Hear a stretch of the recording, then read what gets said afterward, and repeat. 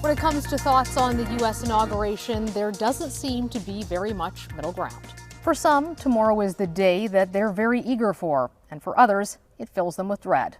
Either way, most would agree that Donald Trump's second term will be controversial. Ambassador John Bolton joins me now. Thank you so much for making time for us, Ambassador. Always a pleasure to talk to you. Glad to be with you. Thanks for having me.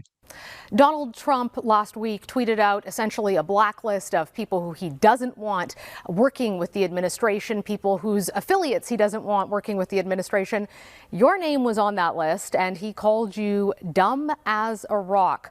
What is your response to that, and what does it tell you about the tone of what Trump 2.0 will look like?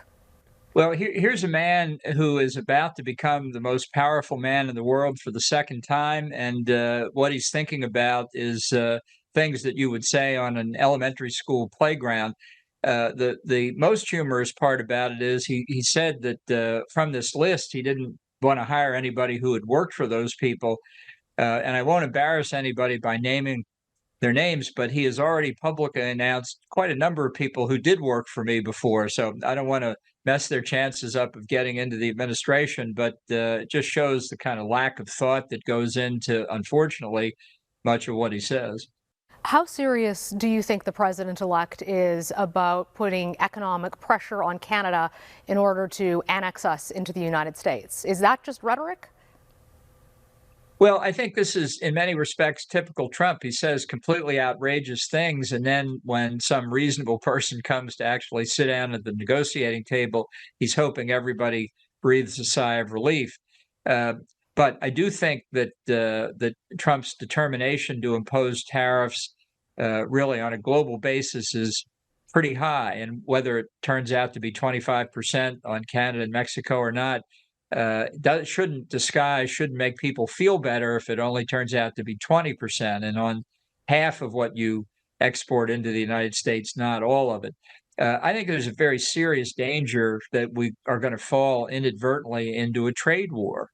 Uh, we don't have experience with this use of tariffs in this way. And the trouble is, Trump doesn't understand tariffs. Just in the past days, he has put out tweets and statements where he says, "I'm going to make the foreigners pay. We've been taken advantage of. I'm going to make the foreigners pay." When the way tariffs work is it's the American importer that pays the tariff and then tries to pass it along to the consumer. High tariffs are an indirect tax on American taxpayers. Trump simply does not understand that. So it sounds easy to tax Canada, tax Mexico when he's actually taxing Americans. And as for annexation, look, I just think this is continued trolling of Justin Trudeau, Governor Trudeau, I should say. Trump loves to do it, and he doesn't really care what its impact on Canada is. It makes him feel good, and it's really getting in his own way, but he doesn't see that.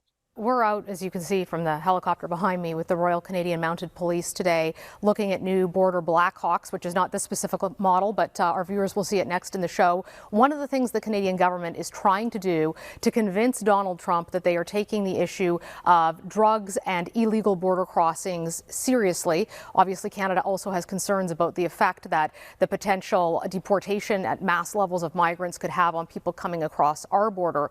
Do you think realistically there's anything that Canada can do with regards to our military spending, which admittedly has been lackluster, or shoring up the border, which experts have been saying for a long time needs to happen, that those issues are not wrong. They may pale in comparison to Mexican, but they're still substantial.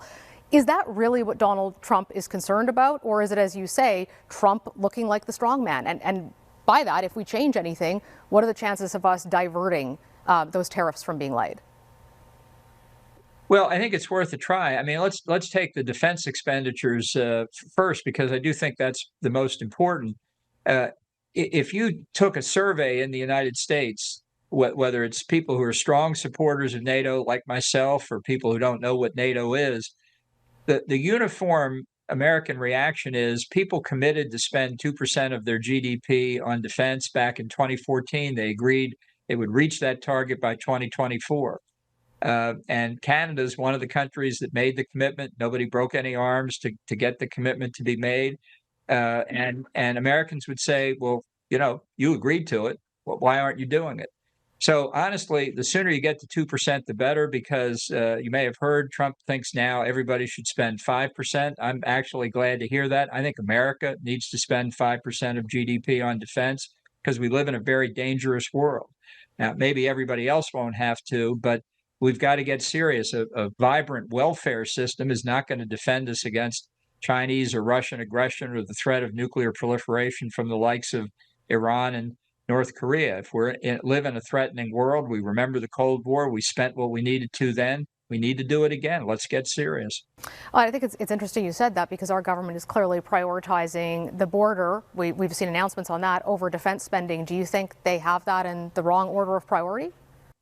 Well, look, as you say, I don't see how anybody in Canada can be happy with fentanyl coming into Canada, whether it's going to the United States or being consumed in Canada. And these illegal immigrants who may be coming across the U.S. border after entering Canada first could well be international terrorists. Maybe they'll stop in a Canadian city. I mean, this is something we should share in common. And when Trump goes and says, for example, that he's not ruling out the use of force to take back the Panama Canal. He missed the point that the president of Panama said the week before that he wanted to cooperate with the U.S. in cutting off illegal immigration at the Darien Gap, where the Isthmus of Panama joins South America. He doesn't want the South American illegal immigrants walking through Panama. These are common problems.